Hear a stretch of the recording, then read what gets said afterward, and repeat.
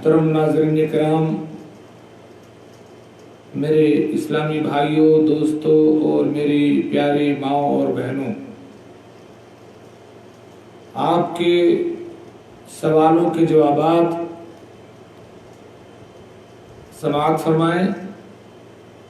کل جتنے سوالات میرے پاس آئے ہیں ان کے جوابات میں دینے کی کوشش کر رہا ہوں، اور ایسے ہی روزانہ آپ لوگ میرے پاس سوالات بھیجتے رہیں، میں تحقیق کر کے ان کے جوابات دینے کی کوشش کروں گا۔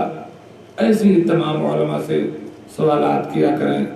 اللہ تعالیٰ فرماتا ہے فَاسْأَلُوا أَهْلَ الذِّكْرِ إِن كُنتُمْ لَا تَعْلَمُونَ، جو چیز تم نہیں جانتے ہو وہ جاننے والوں سے پوچھ لیا کرو۔ آج کا پہلا سوال ہے، روزہ یعنی رمضان کا روزہ کب فرض ہوا، مکہ میں یا مدینہ میں؟ اور اللہ کے رسول صلی اللہ علیہ وسلم نے کتنے روزے رکھے، کتنے رمضان کے روزے رکھے؟ اس کا جواب یہ ہے کہ رمضان کا روزہ سن 2 ہجری میں فرض ہوا۔ اللہ کے رسول صلی اللہ علیہ وسلم کے مدینہ جانے کے دوسرے سال سن 2 ہجری میں رمضان کا روزہ فرض ہوا، اور اللہ کے رسول صلی اللہ علیہ وسلم نے 9 روزے رکھے، 9 ماہ رمضان کے روزے رکھے ہیں اللہ کے رسول صلی اللہ علیہ وسلم نے۔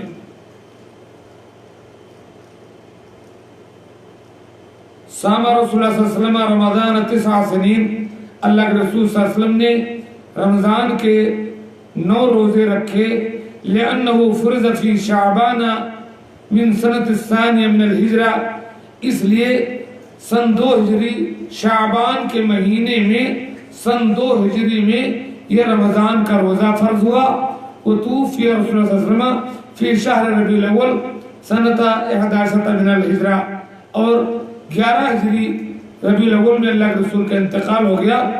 تو چونکہ شعبان سن 2 ہجری میں رمضان کا روزہ فرض ہوا تھا، اس لیے اللہ کے رسول صلی اللہ علیہ وسلم کو 9 رمضان کے روزے ملے۔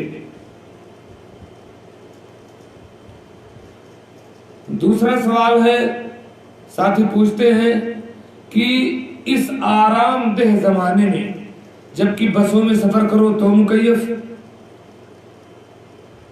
ٹیکسی میں سفر کرو تو ایئر کنڈیشن، ٹرین میں سفر کرو تو اکثر چاہو تو ایئر کنڈیشن، فلائٹ میں تو ایئر کنڈیشن ہے ہی، اس آرام دہ زمانے میں اگر ہم سفر کریں اور ہمیں کوئی مشقت نہ ہو اور ہم روزہ نہ توڑیں تو کہیں سنت رسول کی مخالفت تو نہیں ہوتی ہے؟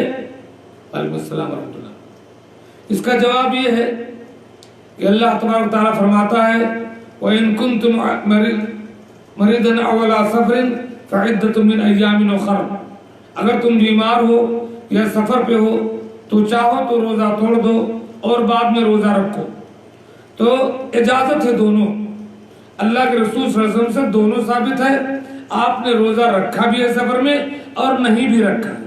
عام حالات میں سفر میں آدمی چاہے تو روزہ رکھے، چاہے توڑ دے اور بعد میں اس کی قضا کرے، لیکن اگر سفر میں مشقت ہے اور اتنی مشقت ہے کہ وہ بمشکل برداشت کر لے رہا ہے تو اس کے لیے روزہ رکھنا مکروہ ہے، بہتر اور افضل نہیں ہے۔ بہتر یہ ہے کہ وہ روزہ توڑ دے، عام حالات میں برابر ہے، چاہے توڑے چاہے نہ توڑے، لیکن اگر وہ مشقت محسوس کر رہا ہے اور برداشت کر لے رہا ہے مشقت کو تو بھی بہتر ہے کہ روزہ توڑ دے، اگر رکھتا ہے تو مکروہ ہے۔ لیکن اگر سفر میں اتنی مشقت ہے کہ وہ برداشت بھی نہیں کر پا رہا ہے پھر بھی کیسا کر کے روزہ رکھتا ہے تو روزہ رکھنا اس کے لیے گناہ ہے، ثواب کا کام نہیں ہے، روزہ توڑنا واجب ہے۔ اللہ کے رسول نے فرمایا کہ لیس البر الصیام فی السفر، ایک حدیث ہے، اور ایک حدیث میں جس میں آپ نے فرمایا کہ روزہ توڑ دو، کچھ لوگوں نے روزہ نہیں توڑا، آپ نے فرمایا اولئک العصاة، جن لوگوں نے اس مشقت کے وقت میں بھی روزہ نہیں توڑا ہے سفر میں، ان نافرمان ہیں۔ تو 3 باتیں ہیں اس میں، अगर सफर में हालात आम है, कोई मशक्कत नहीं है, सिंपल है, तो चाहे तो रोजा रखें चाहे तोड़ें, अल्लाह के रसूल सल्लल्लाहु अलैहि वसल्लम से दोनों साबित है।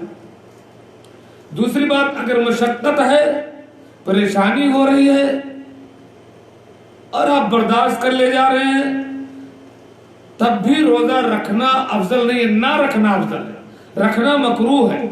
इसलिए कि अल्लाह के नबी सल्लल्लाहु अलैहि वसल्लम ने फरमाया, एक आदमी पर लोग साया किए हुए थे, कहा बात क्या है, कहा रोजे से है। आपने फरमाया सफर में रोजा रखना नेकी नहीं है, तो मशक्कत वाले के लिए। अगर बहुत मशक्कत है, बर्दाश्त भी नहीं हो रहा है, तो ऐसे वक्त में सही मुस्लिम की हदीस है, आपने फरमाया जिन लोगों ने रोजा नहीं तोड़ा कि ये लोग नाफरमान हैं।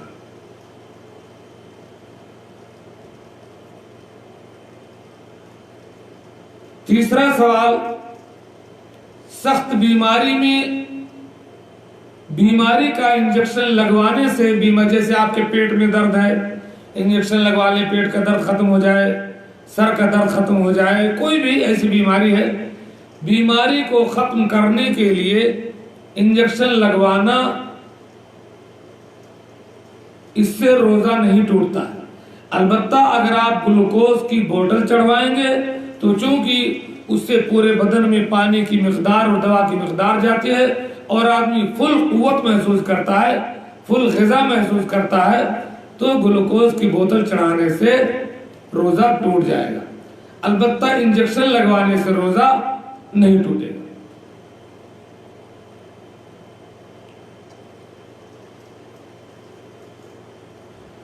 चौथा सवाल है, इस लॉकडाउन के वक्त में घर में अगर 3 अफराद हैं, माँ बाप और बेटा, तो जमात के साथ नमाज कैसे पढ़ें? या अगर सिर्फ मियाँ बीवी हैं तो जमात के साथ नमाज कैसे पढ़ें? या अगर बाप है, 2 बेटा है और बीवी है, तो कैसे नमाज पढ़ें? तो ये नेट में बहुत सारे लोगों ने इसका तरीका दिया है, लेकिन मेरे ख्याल से हमारे किसी साथी ने देखा नहीं है तो सवाल किया। तो अगर सिर्फ मियाँ बीवी हैं तो ऐसे आजू बाजू नहीं खड़े होंगे, गलत है ये। किसी भी औरत के बगल में खड़े होकर के आप नमाज नहीं पढ़ सकते, चाहे वो आपकी माँ हो, चाहे आपकी बहन हो, चाहे आपकी बीवी हो, चाहे आपकी बेटी हो, उसके बगल में आप खड़े होकर नमाज नहीं पढ़ सकते। इसलिए अगर सिर्फ मियाँ बीवी हैं तो इमाम आप आगे हो जाएंगे, बीवी आपके पीछे हो जाएगी, ठीक है। अगर आप कम इल्म रखते हैं, बीवी ज्यादा रखती है, तब भी औरत मर्द की इमामत नहीं करवा सकती है, आप ही इमामत करवाएंगे। अच्छा, इसी तरीके से अगर मियाँ बीवी और एक बेटा है, तब कैसे नमाज पढ़ेंगे लॉकडाउन के वक्त में? तो बेटा और बाप एक साथ खड़ा हो जाएंगे। बेटा और बाप ऐसे खड़े होंगे जैसे आमतौर पर 2 आदमी कैसे नमाज पढ़ते हैं। इमाम बाएं तरफ खड़ा होगा और मुक्तदी दाएं तरफ। अब इमाम चाहे बेटा हो चाहे बाप, कोई भी इमामत करवा सकता है, उसमें मुश्किल नहीं है। तो जो इमाम होगा वो बाएं तरफ और जो मुक्तदी होगा वो दाएं तरफ बराबर खड़े हो जाएंगे और बीवी पीछे अकेले खड़ी हो जाएगी। और अगर बाप है, 2 बेटे हैं और बीवी है, तो जो इमाम है बेटा या बाप वो आगे होगा, जो मुक्तदी हैं 2 मर्द वो पीछे होंगे और बीवी एकदम पीछे हो जाएगी। अब उसके साथ बेटियां भी हों तो वो पीछे खड़ी हो जाएंगी। यह है नमाज का तरीका। अल्लाह के रसूल सल्लल्लाहु अलैहि वसल्लम के ज़माने में जो सफ़े मुकम्मल होती थी तो इमाम आगे होता था, उसके बाद पीछे मर्द होते थे, फिर बच्चे होते थे, फिर औरतें होती थी। तो ये तरीका है। सवाल नंबर 5 है, हमारे एक साथी ने सवाल किया है कि क्या बीवी शौहर को ज़कात दे सकती है?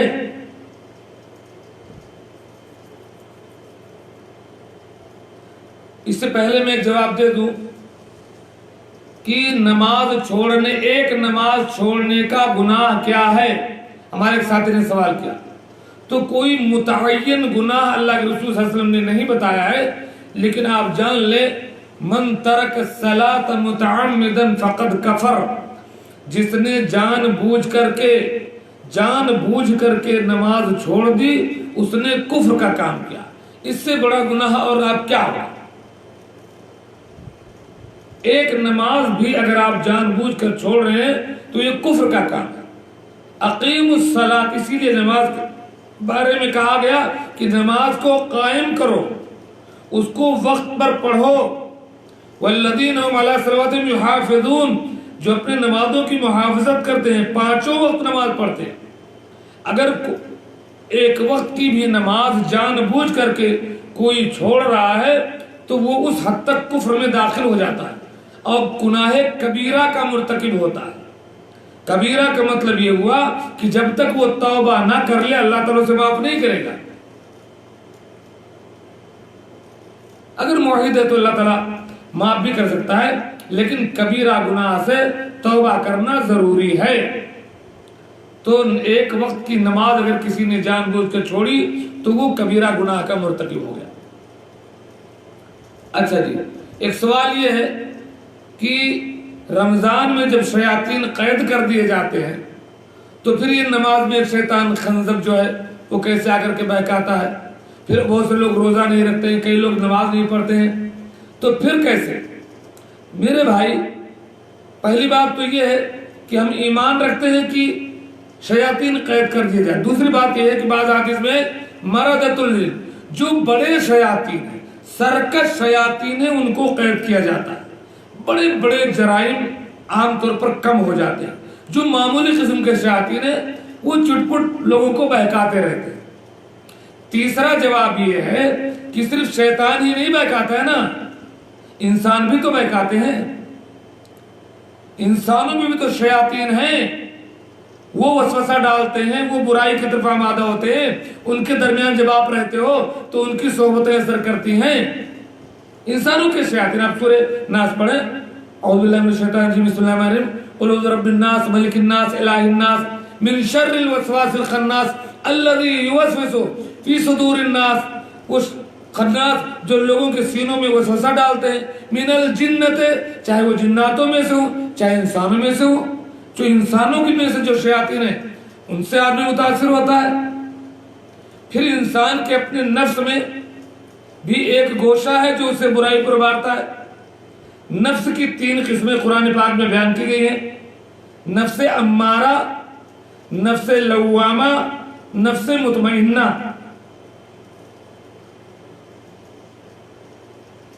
ان النفس لامارۃ بالسوء، یہ نفس امارہ انسان کو گناہ کی طرف آمادہ کرتی ہے۔ اگر انسان اللہ رب العالمین سے ٹھیک ٹھاک جڑ گیا تو اس نفس کا اثر نہیں ہو پاتا ہے، لیکن جب انسان ڈھیلا ہوتا ہے اللہ سے تعلق میں تو نفس امارہ غالب ہوتا ہے اور اس سے گناہ کرواتا ہے۔ پھر ایک نفس لوامہ ہے، اللہ تعالیٰ فرماتا ہے فلا اقسم بالنفس اللوامہ، نفس لوامہ میں قسم کھاتا ہوں۔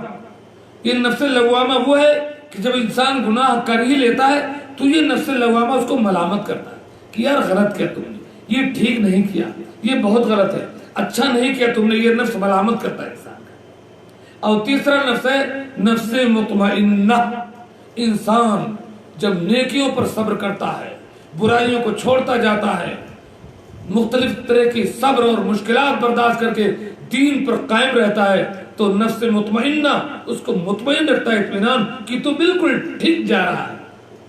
اور اسی کے بارے میں قرآن نے فرمایا سورہ فجر میں یا ایتھا النفس المطمئنہ، اے نفس مطمئنہ، ارجعی الی ربک راضیۃ مرضیہ، تو پلٹ اپنے رب کی طرف جو اللہ تجھ سے خوشی ہو، تجھ سے خوش، فادخلی فی عبادی، آ میرے بندوں میں آ جا، نیک بندوں میں، وادخلی جنتی، آ میری جنت میں داخل ہو جا۔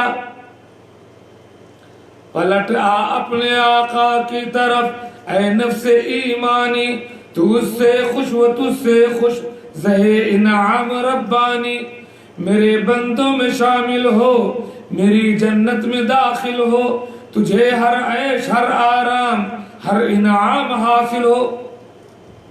تو صرف شیطان ان انسان کو نہیں بگاڑتا، اس لیے چٹپٹ گناہ ہوتے رہتے ہیں۔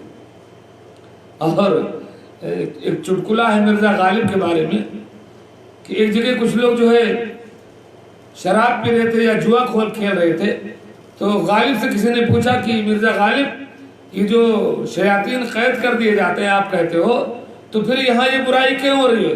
تو کہا کہ شیاطین یہ اسی کمرے میں قید کیے جاتے ہیں، اس لیے تو جو لوگ برائیاں کرتے ہیں خود شیطان وہی ہیں۔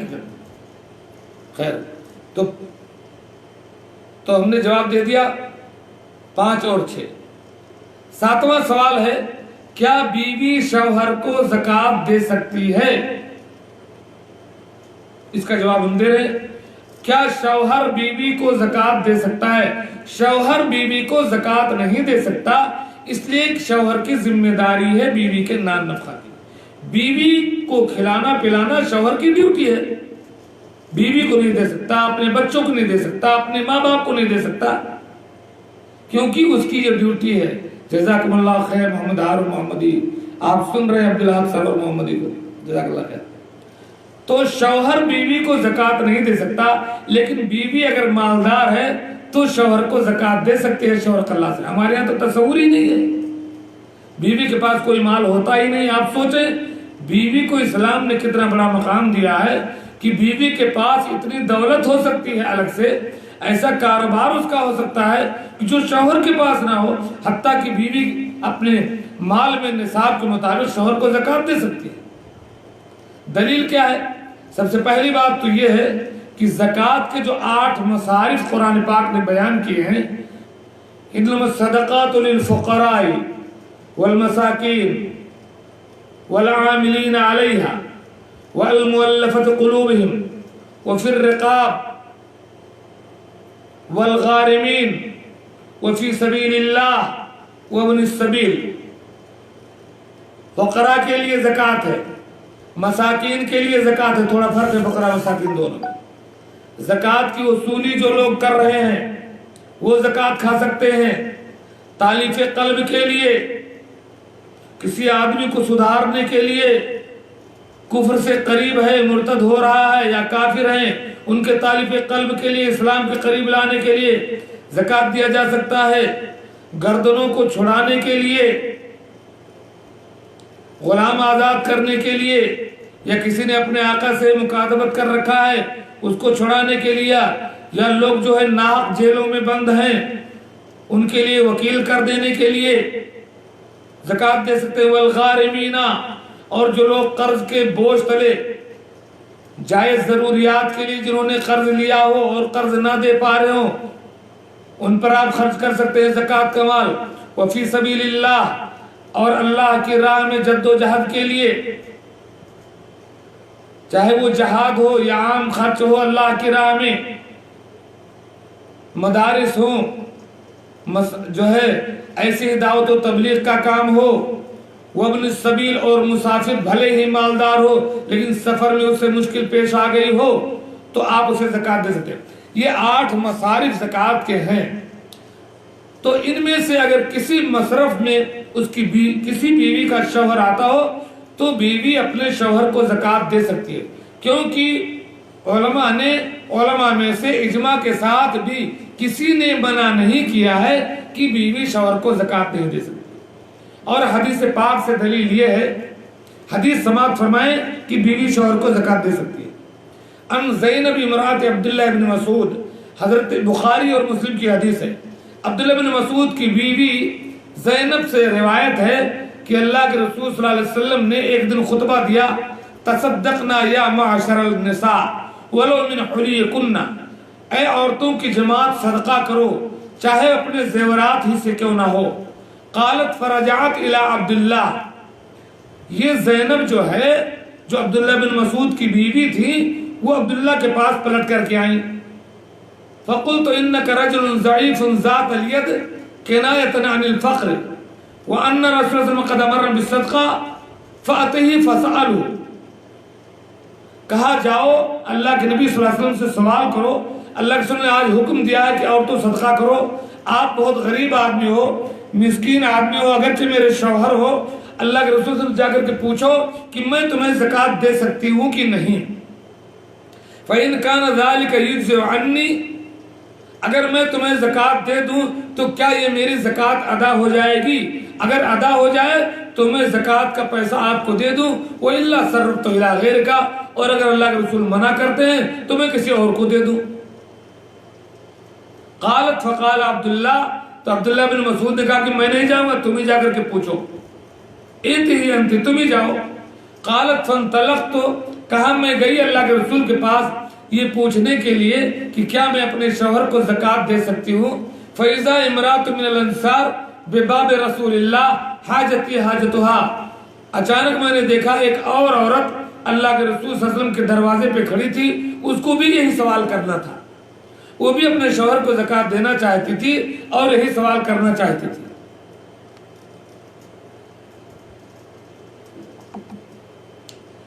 سحری کھاتے رہیں اور سنتے رہیں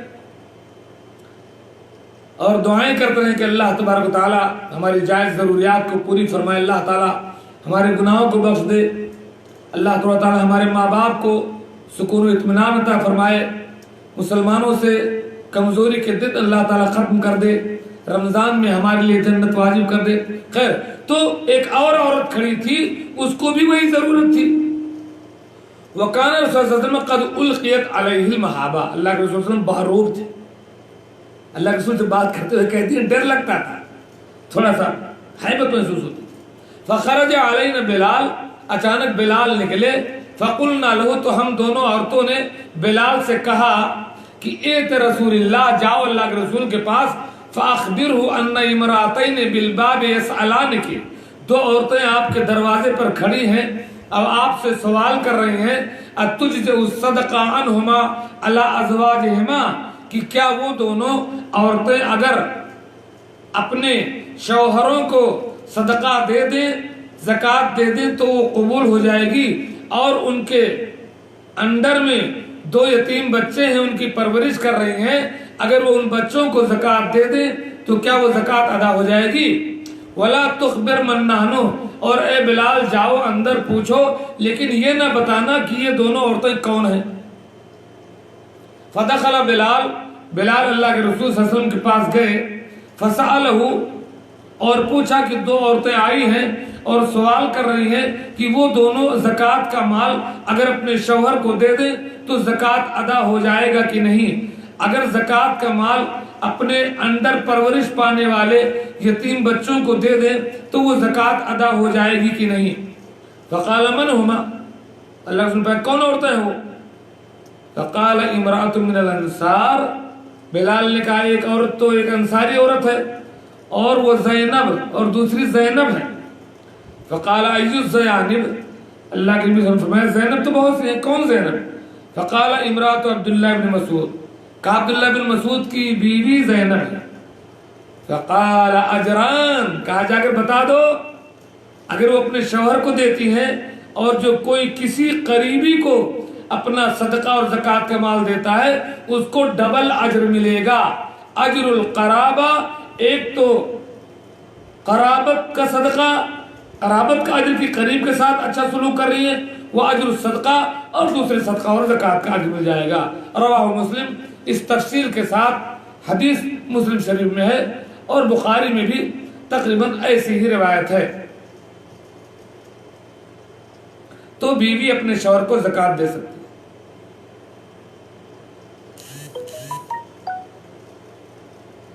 آٹھواں سوال ہے, ظہر کی فرض سے پہلے 2 رکعت بھی پڑھ سکتے ہیں آپ, 4 رکعت بھی. 2 رکعت پڑھیں تو کوئی مسئلہ نہیں, لیکن اگر ہم ظہر سے پہلے 4 رکعت سنتیں پڑھتے ہیں تو 2 کر کے پڑھیں یا چاروں ایک ساتھ پڑھیں, کیا افضل اور بہتر ہے؟ اس کا جواب یہ ہے کہ 2 کر کے پڑھنا افضل ہے اور اکٹھے پڑھ لینا جائز ہے. علامہ ابن باز رحمۃ اللہ علیہ سے یہی سوال کسی نے کیا تو انہوں نے جواب دیا کہ یصلی کل رکعتین علی حدۃ, دونوں رکعتیں الگ الگ پڑھیں گے, सुम्मा युसल्लिमु मिनहुमा, फिर उन दोनों का अलग अलग सलाम फेरेंगे, 2 रकात का सलाम अलग, इस 2 रकात का अलग। वल अस्लु फी ज़ालिका, और असल दलील इस बात में क्या है, हदीस अब्दुल्लाह इब्न उमर अन्ना नबी सल्लल्लाहु अलैहि वसल्लम क़ाल सलातुल लैल वन नहार मसना मसना, दिन और रात की नमाजें 2-2 रकात हैं, नफली नमाजें, दिन और रात की जो नफली नमाजें हैं वो 2-2 रकात हैं। रवाहुल खमसा बिइस्नादिन जय्यद, इसको 5 ने रिवायत किया जय्यद सनद के साथ। ये अल्लामा इब्न बाज कहते हैं फहाज़ल हदीसुल दलीलुन अला अन्नल मुस्तहब्बा फी सलात ततव्वुइल लैल वन नहार अन तकूना मसना मसना, ये हदीस इस बात पर दलालत करती है कि दिन और रात में जो नवाफिल पढ़ी जाएंगी वो 2-2 रकात करके पढ़ी जाएंगी। इल्ला मा खस्सहु दलील, हाँ अगर दलील किसी हदीस के साथ हो कि वो 4 इकट्ठा पढ़ सकते हैं तो बात अलग है। ले इतलाक बादिल हदीस फीहा, क्योंकि हदीस में तो कोई अगर पढ़ ले इंशाअल्लाह 4 इकट्ठा भी तो जायज है। अलबत्ता एक हदीस जो वारिद है कि जो जोहर से पहले की 4 रकात इकट्ठा पढ़े उसकी फजीलत, तो वो हदीस ज़ईफ है, वो हदीस सही है। 2-2 करके पढ़ना अफजल है, 4 रकात जायज है, बस कोई गुनाह नहीं। एक 9वां सवाल है, क्या औरत एतकाफ में बैठ सकती है? तो पहले मैं आपसे ये पूछना चाहता हूं कि वो कहां बैठे, घर में? अगर आप कहते हो कि घर में बैठेगी तो घर में किसी मर्द और औरत किसी के लिए एतकाफ में बैठना जायज नहीं है। इत्तफ़क़ल उलमाउ अला ला यसिहुल एतकाफ इल्ला फिल मस्जिद, मस्जिद के अलावा कहीं भी एतकाफ में बैठना दुरुस्त नहीं है। लिक़ौलिल्लाहि तआला वला तुबाशिरुहुन्ना व अंतुम आकिफून फिल मसाजिद, उनसे मुबाशरत न करो जब तुम मस्जिद में बैठे हुए हो। और इसी के साथ औरत का भी है। अल्लाह के नबी सल्लल्लाहु अलैहि वसल्लम की बीवियां जो एतकाफ में बैठी थी वो मस्जिद नबवी में आकर के बैठी थी। जब आपने देखा कि चारों तरफ से खेमे लग दिए, आपने सारे खेमे उखाड़ दिए, ये क्या तरीका सब यही मस्जिद में आ गई। अगर घर में बैठना जायज होता तो उनसे कहते कि जाओ तुम घर में अंदर जो है एतकाफ बैठो, जबकि फर्ज नमाज के बारे में फरमाया कि जाओ घर में नमाज पढ़ो, मस्जिद में ना आओ। तो एतकाफ भी कोई भी औरत या मर्द अपने घर में नहीं बैठ सकता। हाँ, अब अगर मस्जिद में बैठती हैं, आप बताएं अगर मस्जिद में आपके यहाँ इंतजाम है साहब औरतों के लिए, उतना पाबंदी, उतना कोई खदशा, कोई डर ना हो तो ठीक है आकर के बैठे। और इस लॉकडाउन के वक्त में तो बिल्कुल खतरा नहीं। आम हालात में अगर इतनी पाबंदी, इतना इंतजाम और कोई खतरा और कोई फितना और शौहर की इजाजत पहली शर्त अगर है तो औरत जाकर के मस्जिद में बैठे। अब बच्चे कहाँ होंगे, वो अपना इंतजाम करें, बच्चों की ज्यादा जिम्मेदारी उस पर। तो ये इस बात की दलील है कि मस्जिद के अलावा एतकाफ कहीं नहीं बैठा जा सकता है। अल्लामा इब्ने उसैमीन रहमतुल्लाह अलैह से सवाल किया गया कि अलमरअतु इज़ा अरादत एतकाफ फ़अैन तअतकिफ, कि औरत अगर एतकाफ बैठना चाहे तो कहाँ बैठे? फ़क़ाल अलमरअतु इज़ा अरादत एतकाफ फ़इन्नमा तअतकिफ फ़िल मस्जिद, औरत भी अगर एतकाफ बैठना चाहे तो घर में नहीं बैठ सकती, उसे भी मस्जिद ही में बैठना पड़ेगा। इन लम यकुन फी ज़ालिका महज़ूरुन शरईयुन, अगर वहाँ कोई शरई ममानियत ना हो, सारी सहूलियात मुयस्सर हों, पर्दा हो, उसके इज्जत पर कोई खतरा ना हो, शौहर की तरफ से इजाजत हो, सारी चीजें हो, तब वो मस्जिद में बैठ सकती है। व इन कान फी ज़ालिका महज़ूरुन शरईयुन, और अगर कोई महजूर है मस्जिद में बैठने में, फिर फला तअतकिफ, फिर औरत एतकाफ में नहीं बैठेगी।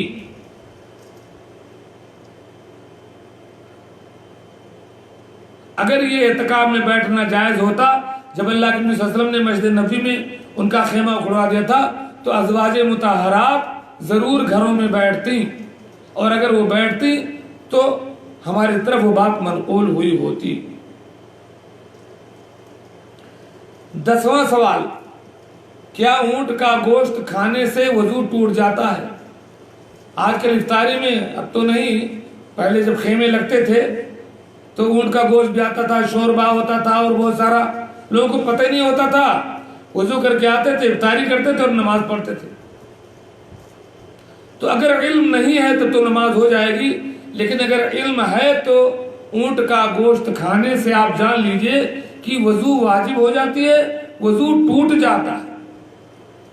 حضرت جابر، دلیل سنیے صحیح مسلم کی حدیث، حضرت جابر بن سمرہ رضی اللہ تعالیٰ بیان کرتے ہیں ان رجلا سأل رسول اللہ صلی اللہ علیہ وسلم، ایک آدمی نے اللہ کے رسول صلی اللہ علیہ وسلم سے سوال کیا، اتوضأ من لحوم الغنم، کیا بکری کا گوشت کھا کر کے میں وضو کروں؟ قال ان شئت فتوضأ، فرمایا اگر چاہو تو وضو کرو، یعنی بکری کا گوشت کھانے کے بعد واجب نہیں ہے، کر لیا نہیں کیا نہیں کیا۔ وَإِن شِئْتَ فَلَا تَتَوَضَّأْ، اور نہیں چاہو تو نہ کرو۔ قَالَ أَتَوَضَّأُ مِن لُحُومِ الْإِبِلِ، پھر پوچھا کیا اونٹ کا گوشت کھا کر کے وضو کروں؟ فرق ہے، اونٹ اور بکری میں بہت فرق ہے۔ آپ یہ نہ کہا کہ بکری سے نہیں ٹوٹتا تو اونٹ سے کیوں ٹوٹ جائے گا؟ آپ نے فرمایا نعم، ہاں اونٹ کا گوشت کھا کر کے وضو کرو۔ فَتَوَضَّأْ مِن لُحُومِ الْإِبِلِ، اونٹ کا گوشت کھا کر کے وضو کرو۔ اب آپ کہتے ہو یہ بات ہم کو سمجھ میں نہیں آتی ہے، تو آپ کو نہیں سمجھ میں آتی ہے، ہمیں سمجھ میں آتی ہے۔ ہمیں اس لیے سمجھ میں آتی ہے کہ اللہ تعالیٰ کہتا ہے مَا آتَاكُمُ الرَّسُولُ فَخُذُوهُ وَمَا نَهَاكُمْ عَنْهُ فَانْتَهُوا، جو رسول تمہیں دے وہ لے لو، جس سے روکے اس سے رک جاؤ۔ یا ایھا الذین آمنوا اطیعوا اللہ واطیعوا الرسول وَأُولِي الْأَمْرِ مِنْكُمْ فَإِن تَنَازَعْتُمْ فِي شَيْءٍ فَرُدُّوهُ إِلَى اللَّهِ وَالرَّسُولِ، اے ایمان والو اللہ کے اطاعت کرو، رسول کے اطاعت کرو، اولی الامر کے اطاعت کرو۔ اختلاف ہو جائے تو معاملہ پلٹا دو اللہ اور اس کے رسول کی طرف۔ آج ہمارے احناف بھائی کہتے ہیں کہ نہیں ٹوٹتا، ہم کہتے ہیں ٹوٹ جائے گا، جھگڑا نہ کرو، آؤ رسول اللہ صلی اللہ علیہ وسلم کی عدالت میں، یہ اللہ کے رسول صلی اللہ علیہ وسلم کی عدالت کا فیصلہ ہے۔ آپ نے فرمایا رسول اللہ صلی اللہ علیہ وسلم کا فیصلہ ہے کہ بکری کے گوشت سے وضو نہیں ٹوٹے گا اور اونٹ کے گوشت سے وضو ٹوٹ جائے گا۔ اب بتاؤ کس کی بات مانو گے؟ مولوی کی بات مانو گے یا محمد رسول اللہ صلی اللہ علیہ وسلم کی بات مانو گے؟ فَلَا وَرَبِّكَ لَا يُؤْمِنُونَ حَتَّى يُحَكِّمُوكَ فِي مَا شَجَرَ بَيْنَهُمْ ثُمَّ لَا يَجِدُوا فِي أَنفُسِهِمْ حَرَجًا مِّمَّا قَضَيْتَ وَيُسَلِّمُوا تَسْلِيمًا، تیرے پروردگار کی قسم وہ مومن ہو ہی نہیں سکتے جب تک کہ اپنے سارے اختلافات میں تجھے اپنا جج، اپنا فیصل، اپنا حکم نہ بنا لے، پھر تو جو کچھ فیصلہ کر دے اسے دل کی خوشی سے مان لے اور ذرا اور سر تسلیم خم کر دے۔ مصور کھینچ وہ نقشہ کہ جس میں یہ ادائی ہو، ادھر حکم محمد ہو ادھر گردن جھکائی ہو۔ آپ کو نہیں ماننا نہ مانے، ہم کو بس کافی ہے دو ہادی ہدایت کے لیے، ایک قرآن دوسرا ہے سنت خیر الورا۔ سنت کہتی ہے کہ ٹوٹ جائے گا، ہم کہتے ہیں ٹوٹ جائے گا، خلاص۔ اچھا سر دست یہ جان لے کہ کن کن چیزوں سے وضو ٹوٹ جاتا ہے۔ اب جس سے وضو ٹوٹتا ہے اسے نہیں مانتے، اور جس کی کوئی دلیل نہیں ہے وہ سب ٹوٹ گیا۔ کہا لگا لیا وضو ٹوٹ جائے گا، جھوٹ، کوئی حدیث نہیں۔ گھٹنا کھل گیا وضو ٹوٹ جائے گا، کوئی دلیل نہیں۔ منہ سے کوئی خرافات بات نکل گئی وضو ٹوٹ جائے گا، جھوٹ کوئی نہیں۔ یعنی بیکار چیزیں جن سے وضو نہیں ٹوٹتا وہ سب دین میں داخل کر لیا ہے، اور جو اللہ کے رسول صلی اللہ علیہ وسلم آرڈر دے رہے ہیں، کہہ رہے ہیں دلیل لاؤ، عقلی دلیل، آپ جاؤ عقل استعمال کرو۔ یہ دین اسلام کا تعلق عقل سے نہیں ہے، غیب سے ہے۔ ہدی للمتقین، یہ کتاب ہدایت ہے ان متقیوں کے لیے، الذین یؤمنون بالغیب، جو غیب پر ایمان لاتے۔ ساری بات اگر حکمت معلوم ہو جائے فائدہ کیا ہے؟ کچھ باتیں غیب کی رہنے دو نا، تاکہ آپ کے ایمان کا امتحان ہو۔ یہ غیب میں سے اللہ کے رسول نے کہا ٹوٹ جائے گا، ٹوٹ جائے گا، خلاص۔ تو یہ صحیح مسلم کی حدیث ہے جس میں آپ نے فرمایا کہ ٹوٹ جائے گا۔ اچھا کن کن چیزوں سے وضو ٹوٹ جاتا ہے حقیقت میں، یہ سماعت کیجئے۔ ما خرج من السبیلین، پیشاب اور پاخانہ کے راستے سے۔ صحیح بخاری مسلم کی حدیث کے مطابق پیشاب اور پاخانہ کے راستے سے، میں حدیث نہیں پڑھ رہا ہوں، اس کا نچوڑ، پیشاب اور پاخانہ کے راستے سے جو بھی چیز نکلے اس سے آپ کا وضو ٹوٹ جائے گا، چاہے پیشاب نکلے چاہے مزی نکلے، اور منی بھی نکلے گی تو اس سے وضو کیا، غسل بھی ٹوٹ جاتا ہے۔ पाखाना के रास्ते से चाहे हवा खारिज हो, पाखाना खारिज हो, कोई पानी खारिज हो, कोई कीड़ा निकले, जो भी चीज पाखाना और पेशाब के रास्ते से निकलेगी उससे वजू टूट जाएगा। नंबर 2, बेहोशी की वजह से। अगर आपको बेहोशी हो जाए, गशीदारी हो जाए, आपके अक्ल पर पर्दा पड़ जाए कुछ वक्त तक, तो भी आपका वजू टूट जाएगा, क्योंकि उस बेहोशी के आलम में, अक्ल के ढांप ले जाने के हालत में, उस गैबूबा की हालत में आपको पता नहीं है कि मेरे बदन के साथ क्या हुआ, हवा खारिज हुई या क्या हुआ, इसलिए बेहोशी से भी वजू टूट जाएगा। सही बुखारी के मुताबिक। तीसरी चीज ये जो मैंने दलील दी सही मुस्लिम की कि ऊंट का गोश्त खाने से भी वजू टूट जाएगा, माने न माने जाने जहां अख्तियार है, हर नेक बद जनाब को समझाए जाते हैं। आपने तो जिससे नहीं टूटता है उसको टूटने में शुमार किया है, और जहां वजू टूट जाता है आप कहते हो नहीं टूटता है। ये आपकी मर्जी। खिरद का नाम जुनू रख दिया, जुनू का खिरद, जो चाहे आपका उसने करिश्मा साज करे, जहां नहीं टूटता है वहां आपने वजू तोड़ दिया। वजू क्या, आपके यहाँ तो साहब छोटे छोटे बातों पर निकाह भी टूट जाते हैं, और यहाँ अल्लाह के रसूल कह रहे हैं कि ऊंट के गोश्त से वजू टूटता है, आप नहीं मानते। झगड़ा कर लिया। हमारे शेख अब्बास साहब एक जगह रमजान में तकरीर कर रहे थे, उन्होंने कह दिया कि ऊंट के गोश्त खाने से वजू टूट जाएगा। एक आदमी है इफ्तारी में, वो जो है जब लोग इफ्तारी कर रहे होते हैं तो वो ऊंट का गोश्त बना करके लाता है और सबको खिलाता है, और सब बगैर वजू के नमाज पढ़ते हैं। हमारे शेख अब्बास ने तकरीर में कह दिया, कलमा डाल रहे थे कि टूट जाएगा वजू। एक साहब ने झगड़ा कर लिया। भला बताएं, मौलवी का फतवा चलाते हैं तब कोई झगड़ा नहीं, अब मोहम्मद रसूलुल्लाह सल्लल्लाहु अलैहि वसल्लम की बात जब आती है तो झगड़ा करते हो। आपको मौलवी का फतवा चाहिए, मसलक चाहिए, रसूलुल्लाह सल्लल्लाहु अलैहि वसल्लम की बात नहीं चाहिए। अल्लाह ताला फरमाता है, या अय्युहल्लज़ीना आमनू ला तुक़द्दिमू बैन यदैल्लाहि व रसूली, ऐ ईमान वालो अल्लाह और उसके रसूल से आगे बढ़ करके न चलो। ला तरफ़ऊ अस्वातकुम फ़ौक़ सौतिन नबी, अपनी आवाज को मोहम्मद रसूलुल्लाह सल्लल्लाहु अलैहि वसल्लम की हदीस पाक से आपकी बात से आगे न बढ़ाओ।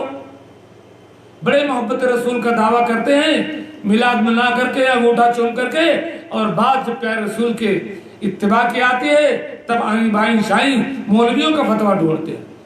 ऐसा नहीं चलेगा। सच्चाई के साथ आओ, मोहम्मद रसूलुल्लाह सल्लल्लाहु अलैहि वसल्लम की इत्तिबा करो। अगर मनमानी अमल करना है कि जहां आपकी अकल मानेगी वही अमल करोगे। बहुत से लोग गुमराह हो गए, गुमराह हो गए पता नहीं कहां गए। मैं नहीं कहता हूं, हदीस समाअत फरमाए बुखारी की, अल्लाह के नबी सल्लल्लाहु अलैहि वसल्लम ने फरमाया, कुल्लु उम्मती यदखुलूनल जन्नता इल्ला मन अबा, मेरी सारी उम्मत जन्नत में जाएगी सिवाय उसके जो इनकार कर दे। कालू या रसूल अल्लाह व मन अबा, साहबा ने पूछा अल्लाह के रसूल इनकार किसने किया? फरमाया मन अतानी दखलल जन्ना, जो मेरी अताअत करेगा। अताअत करो। ऊंट का गोश्त खाने से वजू टूटता है तो टूटता है, अकल नहीं मानती भाड़ में जाएगा। अकल से दीन नहीं है। हज़रत अली ने फरमाया, लौ कान दीन बिर्राय लकान अस्फलुल खुफ़े औला बिल मस मिन आला, हो अगर दीन में अकल का पूरा दखल होता तो मोजे पर मसा करने के लिए नीचे हुक्म दिया जाता, ऊपर हुक्म न दिया जाता। लेकिन चूंकि दीन में अकल का दखल नहीं है, दखल है सिर्फ अल्लाह और उसके रसूल के हुक्म का, ईमान बिल गैब का, इसलिए ऊपर हुक्म दे दिया तो दे दिया, खलास। तो फरमाया मन अतानी दखलल जन्ना, जो मेरी अताअत करेगा वो जन्नत में जाएगा। वो मन आसानी फक़द अबा, और जो मनमानी चलाए उसने गोया कि जन्नत में जाने से इनकार कर दिया।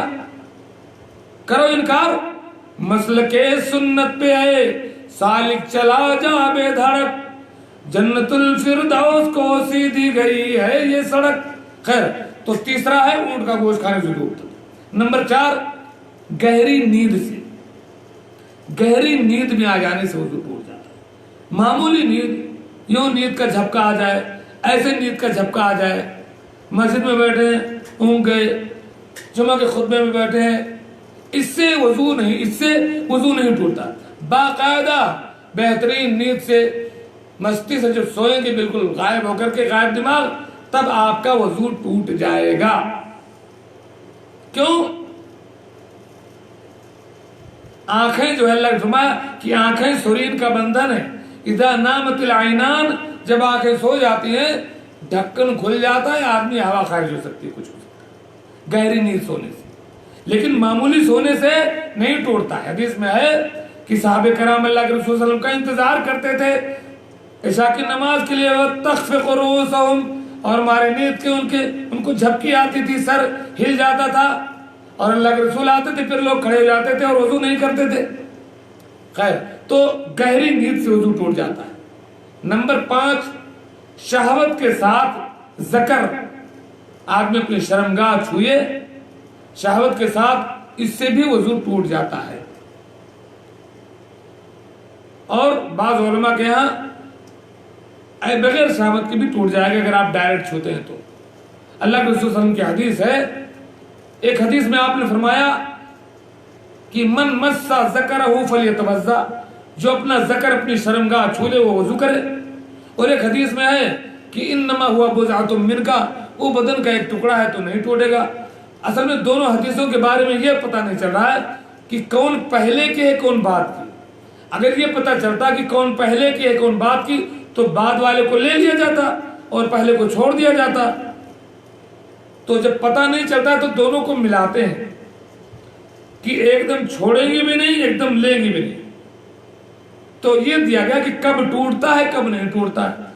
تو علماء نے کہا کہ اگر پردے کے اوپر سے چھوتے ہیں تو نہیں ٹوٹے گا، اور اگر ڈائریکٹ چھوتے ہیں تو ٹوٹ جائے گا۔ کچھ نے کہا کہ ڈائریکٹ ہی چھونے میں اگر شہوت سے چھوتے ہیں تو ٹوٹ جائے گا، نہیں تو نہیں ٹوٹے۔ خیر، اور تیمم کب ٹوٹ جائے گا؟ جن چیزوں سے وضو ٹوٹ جاتا ہے ان چیزوں سے تیمم بھی ٹوٹ جاتا ہے، اور تیمم ایک اور وجہ سے ٹوٹ جائے گا، جس عذر کی بنا پر آپ نے تیمم کیا تھا وہ عذر اگر ختم ہو جائے تو تیمم ٹوٹ جائے۔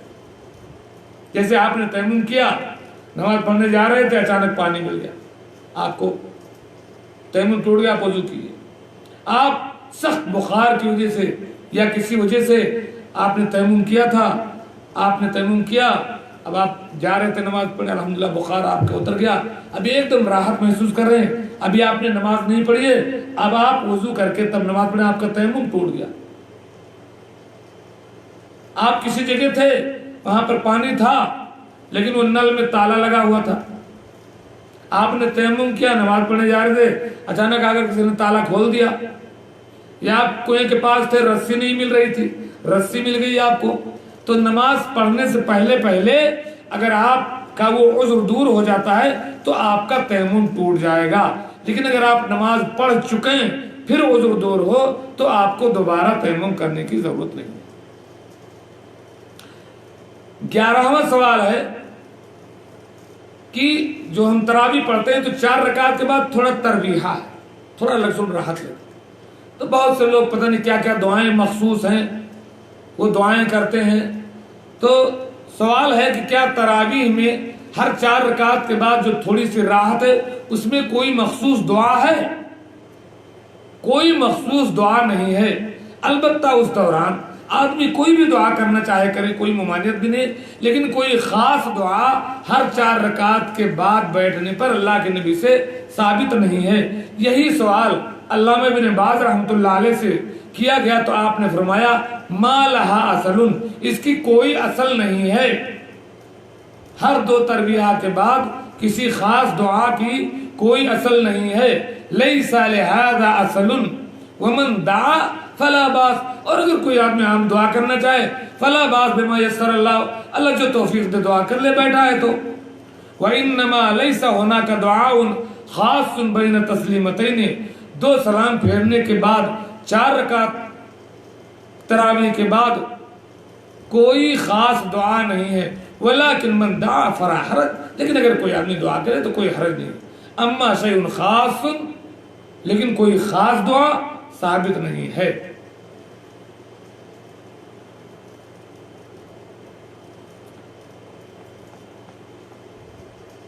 اب ایک آخری بات میں بیان کر کے اپنی بات ختم کرتا ہوں۔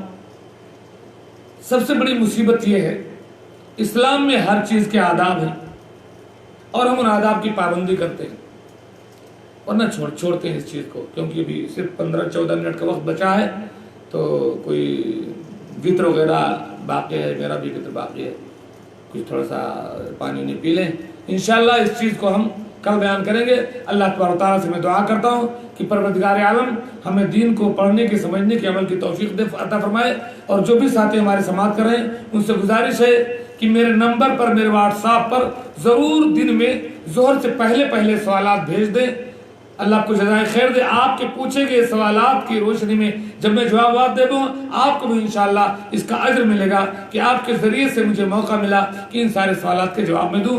میرا واٹس ایپ نمبر ہے 05034503750 05034503750. اللہ تعالیٰ ہمیں نیک عمل کی توفیق دے. آمین. السلام علیکم ورحمۃ اللہ وبرکاتہ.